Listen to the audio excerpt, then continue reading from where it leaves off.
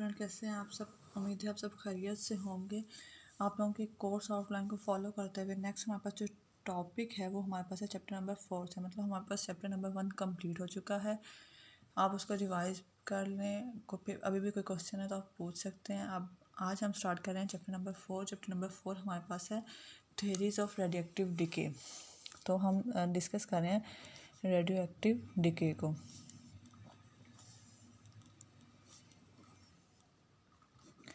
Radioactive decay क्या है हमारे पास, ठीक है। उससे पहले हम रेडियोएक्टिव डिके अगर हम एक्सप्लेन करें हमारे पास क्या होता है, तो रेडियोएक्टिव डिके बेसिकली हमारे पास एक न्यूक्लियर डिके है, जिसमें हमारे पास क्या होता है कि एक अनस्टेबल न्यूक्लियाई डिके कर जाता है बाय एमिटिंग सम रेडिएशंस, ठीक है। अ न्यूक्लियर डिके और प्रोसेस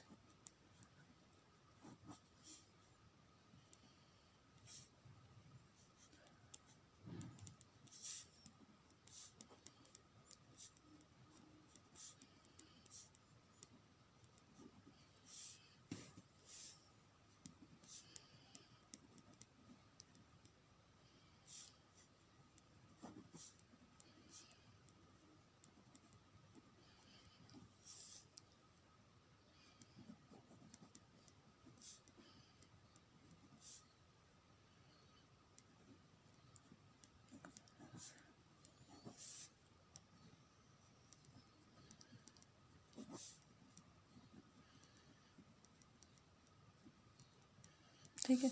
रेडियो एक्टिव डिके एक हमारे पास ऐसा प्रोसेस जिसमें हमारे पास अनस्टेबल न्यूक्लियाई क्या होता है, किसी भी एटम का अनस्टेबल न्यूक्लियाई अपनी स्टेबिलिटी को गेन करने के लिए कुछ रेडिएशंस को एमिट करता है। इस प्रोसेस को हम कहते हैं radio active decay. Radio active decay हमारे पास एक रैंडम प्रोसेस होता है, स्पॉन्टेनियस प्रोसेस होता है। अब हमारे पास ये जो रेडिएशंस एमिट होती हैं वो 3 टाइप की होती हैं, अल्फ़ा, बीटा और गैमा। इनमें से कोई रेडिएशन वो डिपेंड एमिट करता है डिपेंडिंग अपॉन द अनस्टेबिलिटी, कि वो कितना अनस्टेबल है, उसे स्टेबल करने के लिए किस पावर की रेडिएशन एमिट करनी है, ठीक है। तो अब ये अनस्टेबिलिटी से क्या मतलब, देखें हमारे पास जैसे जैसे न्यूक्लियाई ग्रो करता है वैसे वैसे हमारे पास उसमें नंबर ऑफ प्रोटॉन्स और न्यूक्लियॉन्स क्या होते हैं, इंक्रीज़ होना शुरू हो जाते हैं। एक पॉइंट तक हमारे पास जो नंबर ऑफ प्रोटॉन्स और नंबर ऑफ न्यूट्रॉन्स में जो रेशो होती है ना, एन रेशो जी, ये हमारे पास क्या होती है, ये हमारे पास बैलेंस्ड होती है। ये हमारे पास होनी चाहिए 1.7 से कम होनी चाहिए और 1.1 से ज़्यादा अबाव होनी चाहिए, ठीक है। तो ये रेशियो हमारे पास क्या होती है, जब तक तो हमारे पास न्यूट्रॉन प्रोटॉन रेशियो बैलेंस्ड होती है, मतलब नंबर ऑफ़ न्यूट्रॉन और नंबर ऑफ़ प्रोटॉन क्या होते हैं, इक्वल होते हैं। हमारे पास न्यूक्लियर क्या होता है, स्टेबल स्टेट में होता है। अगर हम बिल्कुल स्टार्ट से बात करें, हम लेट्स सपोज हीलियम की बात करते हैं, कार्बन की बात करते हैं, ऑक्सीजन की बात करते हैं, हम कैल्शियम की बात करते हैं, कैल्शियम 20 की। तो इस पॉइंट पे हमारे पास नंबर ऑफ़ प्रोटॉन्स और नंबर ऑफ़ न्यूट्रॉन्स क्या होते हैं, वो इक्वल रेशियो में होते हैं। और यहाँ से हमारे पास इस न्यूक्लियर को ब्रेक करना, अगर आप खुद विलिंगली भी चाहते हो तो वो इम्पॉसिबल होता है। इम्पॉसिबल इस सेंस में कि आपको एक्सटर्नल एनर्जी देकर लॉस में जाके कोई भी न्यूक्लियन को, प्रोटॉन या न्यूट्रॉन को वहाँ से एक्सट्रैक्ट करना पड़ता है, ठीक है। लेकिन जैसे जैसे हम ग्रो करते हैं हमारे पास क्या होती है, number of nucleons, number of neutrons जो हैं वो ज़्यादा होना शुरू हो जाते हैं नंबर ऑफ़ प्रोटॉन्स की निस्बत। और एक पॉइंट आता है कि उनमें काफ़ी ज़्यादा डिफरेंस आता है। जैसे हम यूरेनियम 235 की अगर हम बात करें, इसका 92 प्रोटॉन नंबर हैं और 235 क्या है, टोटल मास है। इसमें नंबर ऑफ़ न्यूट्रॉन कितने हैं, 235 माइनस 92 करेंगे तो आपके पास ये आता है अबाउट 143 नंबर ऑफ़ न्यूट्रॉन्स हैं हमारे पास यूरेनियम में। और नंबर ऑफ़ प्रोटॉन कितने हैं, 92। तो हमारे पास क्या आ रहा है, काफ़ी ज़्यादा डिफरेंस आ रहा है नंबर ऑफ़ प्रोटॉन्स और नंबर ऑफ़ न्यूट्रॉन्स में। अब ऐसे स्टेट में हमारे पास क्या होता है कि जब रेशियो बैलेंस्ड नहीं होती तो न्यूक्लियर क्या होता है, वो अनस्टेबल हो जाता है। एक तो हम इस तरह से इसको डिफाइन कर सकते हैं। दूसरा हमारे पास ये है कि जैसे जैसे न्यूक्लियर ग्रो करता है उसमें न्यूक्लियस की अमाउंट इंक्रीज़ होना शुरू होती है। और एक पॉइंट आता है कि हमारे पास जो लास्ट वाले, जैसे जैसे ग्रो करने से जो लास्ट वाले न्यूक्लियस होते हैं वो ज़्यादा क्लोजली बाउंड नहीं होते, टाइटली बाउंड नहीं होते, और उसकी वजह से क्या होते हैं कि न्यूक्लियर अनस्टेबल में स्टेट में आ जाता है, ठीक है। तो मेन रीज़न हमारे पास यही है कि हमारे पास न्यूट्रॉन टू प्रोटॉन रेशियो जो होती है वो बैलेंस नहीं होती। वो इंक्रीज़ होना शुरू हो जाती है और इस तरह से हमारे पास न्यूक्लियर क्या होता है, वो अनस्टेबल स्टेट में चला जाता है। जब भी कोई भी आप चीज़ देखें, अगर आप ऐसे जनरल सिचुएशन में देखें या वैसे आप देखें, जब भी कोई चीज़ अनस्टेबल पोजीशन में होती है तो उसकी जो फर्स्ट अटैम्प्ट होती है वो ये होती है कि वो खुद को स्टेबिलिटी प्रोवाइड करे, स्टेबिलिटी गेन करे, ठीक है। चाहे वो अब आप अपना CGPA देख लें, अगर वो भी एक बॉटम लाइन के करीब जाएगा, 2 से बिलो जा रहा है या नियर 2.5 है, तो आपको यही होगा कि चलो आप कुछ पढ़ लें और इतना हो जाए कि हम अपनी डिग्री गेन कर सकें, ठीक है। तो ये आपका एक स्टेप होता है स्टेबिलिटी की तरफ मूव करने का। वैसे भी आप जनरल लाइफ में डिफरेंट एग्जांपल ले सकते हो। तो इसी तरह से जब न्यूक्लियाई जो होता है वो अनस्टेबल स्टेट में होता है तो उसकी यही अटैम्प्ट होती है कि वो स्टेबिलिटी गेन करे। और वो स्टेबिलिटी किस तरह से गेन करता है, वो अपनी जितनी एनर्जी एक्स्ट्रा होती है, मतलब जितने ज़्यादा न्यूक्लियॉन्स, प्रोटॉन या न्यूट्रॉन एक्स्ट्रा होते हैं, वो उतनी एनर्जी का कोई पार्टिकल एमिट कर देता है, ठीक है, या कोई रेडिएशन एमिट कर देता है, उतनी एनर्जी की रेडिएशन एमिट कर देता है और उसके बाद क्या होता है, वो स्टेबिलिटी गेन कर लेता है, ठीक है। तो इसे हम कहते हैं वो अपनी एक्स्ट्रा एनर्जी के अकॉर्डिंग वो कोई अल्फ़ा पार्टिकल, बीटा पार्टिकल या फिर गामा पार्टिकल एमिट कर देता है, ठीक है। तो ये हमारे पास, अब आपको यहाँ से नेम से पता चल रहा होगा, ऐसा जब कोई भी न्यूक्लियर स्टेबिलिटी गेन करता है बाय एमिटिंग अल्फा पार्टिकल से, हम कहते हैं वो हमारे पास क्या अल्फा डिके है। जब कोई बीटा पार्टिकल एमिट करते हुए करता है तो हम कहते हैं बीटा डिके। और जब कोई गैमा रे एमिट करते हुए करता है तो हम क्या कहते हैं, वो हमारे पास क्या है, गैमा डिके है, ठीक है। अब ये हमारे पास है स्पॉन्टेनियस। हमारे पास क्या होते हैं, आर्टिफिशियल रेडियोएक्टिविटी भी होती है। आर्टिफिशियल रेडियोएक्टिविटी क्या होती है, हम खुद से रेडियोएक्टिविटी अंडरगो करवाते हैं लैब, आर्टिफिशियल लैब्स में, ठीक है। उसमें हम क्या करते हैं कि हम अपनी लेट्स सपोज हमारे पास कार्बन है, हमारे पास ऑक्सीजन है, हमारे पास नाइट्रोजन है। हम क्या करते हैं, अब ये वैसे तो इनमें न्यूट्रॉन प्रोटॉन रेशियो देखें तो वो बैलेंस्ड है और ये स्टेबल स्टेट में है, लेकिन हम चाहते हैं कि हम यहाँ से कार्बन से क्या ले लें, कार्बन को डिके करवा के यहाँ से प्रोटॉन एमिट करवा लें, यहाँ से हम न्यूट्रॉन एमिट करवा लें, यहाँ से हम अल्फ़ा पार्टिकल को एमिट करवा लें। तो हमें क्योंकि ये पार्टिकल्स हमें चाहिए या ये न्यूक्लियस हमें चाहिए, ये न्यूक्लियाई हमें चाहिए फर्दर रिएक्शन में, तो हम क्या करते हैं, हम अपनी मर्ज़ी से ऐसा न्यूक्लियाई या ऐसा कोई एलिमेंट इंड्यूस करवाते हैं इसके ऊपर जिससे इसकी एनर्जी गेन होती है और रिज़ल्ट में हमें हमारा डिज़ायर्ड न्यूक्लियाई या पार्टिकल मिल जाता है, ठीक है। तो उसे हम कहते हैं, वो हमारे पास क्या होती है, आर्टिफिशियल रेडियो एक्टिविटी होती है। आर्टिफिशियल रेडियोएक्टिविटी क्या होती है, जो सेल्फ इंड्यूस्ड रेडियोएक्टिविटी इन लेबॉर्ट्रीज, ठीक है।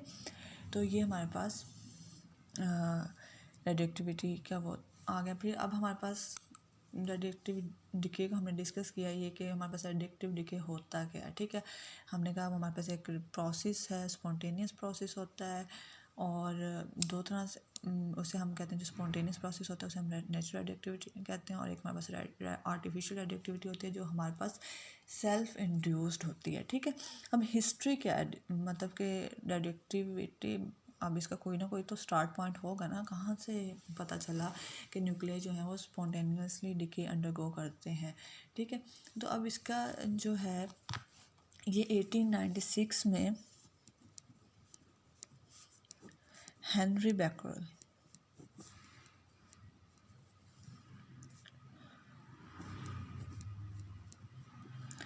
हेनरी बैकरल ने 1896 में डिस्कवर की थी, जब वो फॉस्फोरेसेंट मटेरियल्स पे वर्क कर रहा था। फॉस्फोरेसेंट मटेरियल्स कौन से होते हैं, ऐसे मटेरियल्स जिन्हें हम डिस्प्ले करते हैं सनलाइट में, तो वो उसके रिजल्ट में क्या करते हैं, रेडिएशंस एमिट करते हैं, ठीक है। तो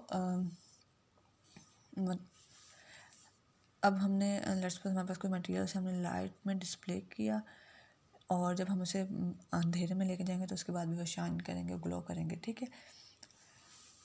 ये वो इस पे कर रहे थे, वर्क कर रहे थे, और फिर ऐसा हुआ कि वो जहाँ जिस कंट्री में इस पे वर्क कर रहे थे उसमें कुछ क्लाउडी सीज़न आ गया, एक वीक ऐसा आ गया जिसमें क्लाउड थे। उन्होंने उन एलिमेंट्स को क्या किया, कवर करके, फोटोग्राफिक प्लेट्स में कवर करके रख दिया एक ड्रॉ में। जब कुछ वीक बाद वो उन्होंने उन मटेरियल्स को निकाला कि मैं इन्हें एक्सपोजर करूँ लाइट में, तो उसमें उन्हें क्या हुआ कि उन्होंने देखा कि फोटोग्राफिक प्लेट्स में क्या हुए हुए थे, पोर्स हुए हुए थे। इट्स मीन के इन मटेरियल्स में से कुछ रेडिएशंस एमिट हुई हैं। एट द फर्स्ट उन्होंने ये सपोज किया, क्योंकि वो किसी वैक्यूम उसमें नहीं पड़े थे, मतलब वहाँ पे एयर और दूसरी चीज़ें इंटरेक्ट कर सकती थी, तो उन्होंने यही सपोज किया हो सकता है कि ये इंट्रैक्शन की वजह से इन एलिमेंट्स ने कोई रेडिएशंस प्रोड्यूस किए हैं। ठीक है, इसको दोबारा से फॉर्म करवाने के लिए उन्होंने एक वुडन बॉक्स लिया, एक ऐसा बॉक्स जिसमें बाहर से कुछ भी इंटर नहीं हो सकता था, मतलब कोई एयर कोई लाइट कुछ भी पास नहीं हो सकती थी। उसने उनमें उन मटेरियल्स को प्लेस किया और आफ्टर कुछ टाइम दोबारा से ऑब्जर्व किया, तो दोबारा से फोटोग्राफिक प्लेट्स में वैसे ही थे। इट्स मीन कि वहाँ पे रेडिएशंस प्रोड्यूस हुई थी। उससे उन्होंने उसके बाद उन्होंने कुछ एलिमेंट्स को चेंज करके डिफरेंट एलिमेंट्स रख के देखे। फिर उन्होंने ये एक ऑब्जर्वेशन से ये रिज़ल्ट निकाला कि हमारे पास कुछ एलिमेंट्स हैं, मतलब जिनका एटॉमिक मास ग्रेटर देन 92 होता है, वो क्या करते हैं, वो स्टेबल स्टेट में नहीं होते और वो स्पॉन्टेनियसली रेडिएशंस एमिट करते हैं स्टेबिलिटी गेन करने के लिए। ठीक है, तो ये एक बैकग्राउंड है, ये एक हिस्ट्री है जो वेल नोन हिस्ट्री आप कह सकते हैं, कॉमनली जानी जाती है। फिर उन्होंने क्या कहा, उन्होंने देखा उसमें से जो रेडिएशंस एमिट हो रही थी, फिर उन रेडिएशंस को स्टडी किया गया। उनमें 3 तरह की रेडिएशंस थी। एक हमारे पास ऐसी थी, मतलब जब उन्हें इलेक्ट्रिक और मैग्नेटिक फील्ड में से पास करवाया गया, तो उनमें से कुछ रेडिएशंस ऐसी थी जिन्हें इलेक्ट्रिक फील्ड में से पास करवाया गया। तो कुछ रेडिएशन पॉजिटिव फील्ड की तरफ रिफ्लेक्ट हो गई, कुछ रेडिएशंस जो थी वो हमारे पास नेगेटिव फील्ड की तरफ रिफ्लेक्ट हो गई, और कुछ रेडिएशंस जो थी वो अनडिफ्लेक्टेड रही। तो इससे ये हुआ कि ये हमारे पास एक पॉजिटिव है, एक हमारे पास क्या है, नेगेटिव है, सॉरी ये नेगेटिव है रेड, ये हमारे पास क्या है, पॉजिटिव है, और ये हमारे पास जो अनरिफ्लेक्टेड है, ये हमारे पास कुछ अनचार्ज रेडिएशंस हैं। ठीक है, फिर लिटरली इनके मैसेज को स्टडी किया गया और वहाँ से इनको नेम दिया गया। तो हमारे पास जो यूनिट्स ऑफ रेडियो एक्टिविटी हैं वो हमारे पास आपको पता है बैक्यूरल होते हैं। अब हमारे पास रेडियो एक्टिव रेडिएशंस जो अल्फ़ा रेज हैं, बीटा रेज हैं, गैमा रेज हैं, उनकी कुछ जनरल प्रॉपर्टीज़ हैं, उन्हें हम डिस्कस कर लेते हैं।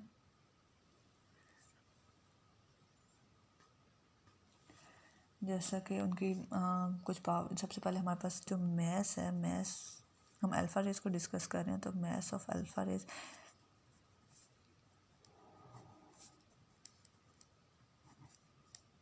अल्फ़ा रेज का हमारे पास मैस क्या होता है। हमारे पास जो मैस ऑफ अल्फ़ा पार्टिकल होता है, अगर हम अल्फ़ा रेज या अल्फ़ा पार्टिकल्स हमारे पास क्या है, अगर हम इनको देखें तो हम अल्फ़ा पार्टिकल्स का जो हमारे पास मैस होता है वो हमारे पास होता है ये 2 प्रोटॉन और 2 न्यूट्रॉन से मिलकर बने हैं। ठीक है,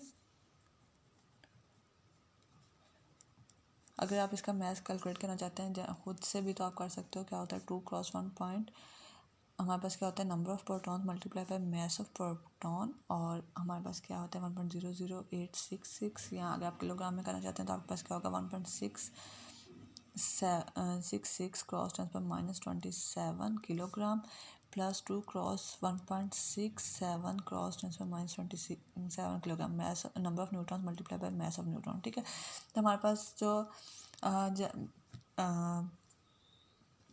जो अल्फ़ा पार्टिकल्स होते हैं बेसिकली ये हीलियम ही होते हैं with atomic mass 4 and atomic number 2। 2 proton और 2 न्यूट्रॉन मिलकर अल्फ़ा पार्टिकल्स को बनाते हैं, और इनकी हमारे पास हीलियम लाइक एलिमेंट्स ही होते हैं, इनकी प्रॉपर्टीज सिमिलर होती हैं। जो चार्ज होता है अल्फ़ा पार्टिकल्स पे वो हमारे पास क्या होता है पॉजिटिवली चार्ज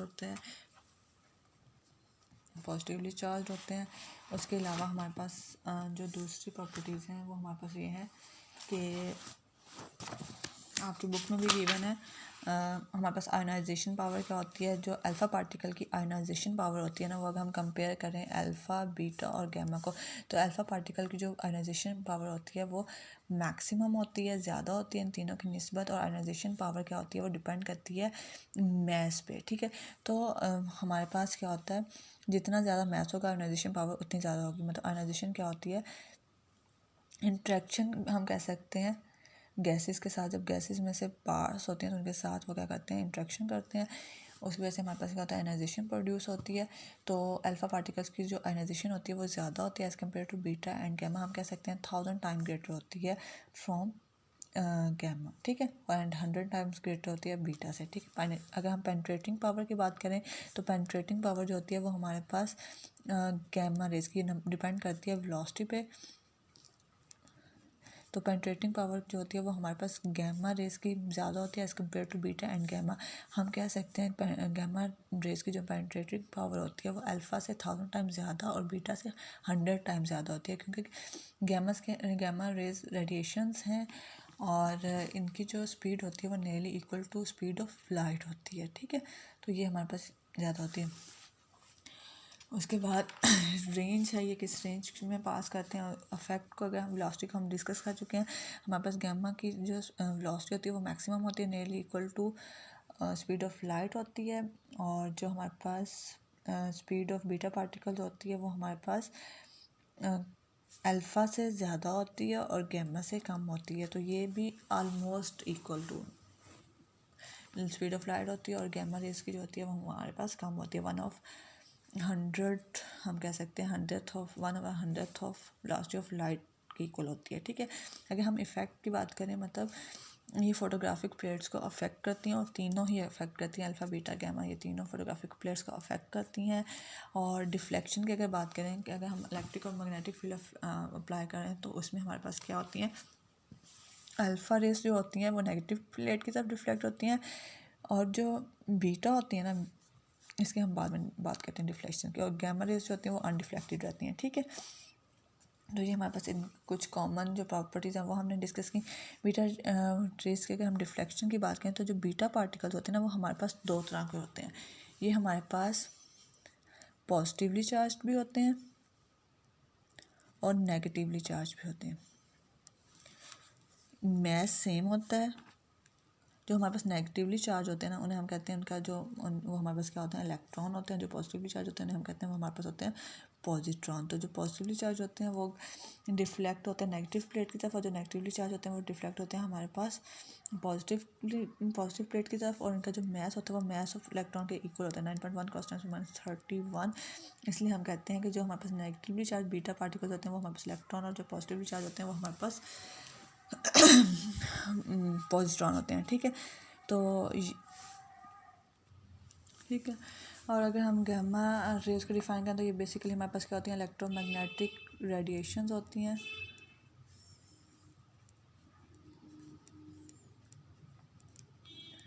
जो कि किस पे कंसिस्ट होती हैं, फोटॉन्स पे कंसिस्ट होती हैं। और ये जो आयनाइजेशन प्रोड्यूस करती हैं वो बहुत कम होती है। इनकी जो पेनिट्रेटिंग पावर होती है वो बहुत ज़्यादा होती है, ये हम लोग डिस्कस कर चुके हैं ऑलरेडी। तो ये हमारे पास प्रॉपर्टीज़ हैं जो हमने डिस्कस की। अगर हम रेंज एक था, रेंज ये है कि हमारे पास रेंज डिपेंड करती है आयनाइजेशन पावर पे, मतलब जब तक जो पार्टिकल है या रेज एंड पार्टिकल जो है वो कम्प्लीटली आयोनाइज नहीं हो जाते तब तक वो पास करते रहते हैं। जैसे ही वो कम्प्लीटली आयोनाइज हो जाते हैं तो फर्दर मूव नहीं करते। तो इसे रेंज कहते हैं। किसी भी गैस में से उनकी जो मूव करने की कितनी कैपेसिटी है इसे रेंज कहते हैं, ठीक है। तो ये हमने कुछ प्रॉपर्टीज़ डिस्कस की, बैकग्राउंड डिस्कस किया रेडियोएक्टिव डिके का, और रेडियोएक्टिव डिके हमारे पास होता है कि ये हमने डिस्कस किया। नेक्स्ट लेक्चर में हम इनको थॉरोली डिस्कस करेंगे कि हमारे पास अल्फ़ा डिसइंटीग्रेशन बेसिकली है क्या, थेरीज इनसे रिलेटेड जो है वो उनको डिस्कस करेंगे। तो अगर आपको इसमें कोई भी क्वेश्चन हो आप पूछ सकते हैं। और लास्ट चैप्टर के न्यूमेरिकल्स थे वो मैं आपको PDF फॉर्म में भेज रही हूँ, आप उन्हें भी प्रैक्टिस कर लीजिए, ठीक है। इसमें आपका मेरा एक क्वेश्चन ये है कि मैंने यहाँ पे डिफ्लेक्शन की बात की थ्रू इलेक्ट्रिक फील्ड कि वो प्लेट्स हम प्लेस करते हैं पॉजिटिव एंड नेगेटिव, और वो पॉजिटिवली चार्ज होंगे तो नेगेटिव और नेगेटिवली चार्ज होंगे तो पॉजिटिव प्लेट की तरफ वो मूव करेंगे। लेकिन हम अगर मैग्नेटिक फील्ड अप्लाई करते हैं तो उसमें हम किस तरह से डिफ्लेक्शन को या कोई भी पार्टिकल को किस तरह से डिटेक्ट करते हैं कि वो पॉजिटिवली चार्ज है, नेगेटिवली चार्ज है या वो अनचार्ज है, ठीक है। तो आपने इस क्वेश्चन का मुझे आंसर देना है। अल्लाह हाफिज़, फ़ी अमान अल्लाह।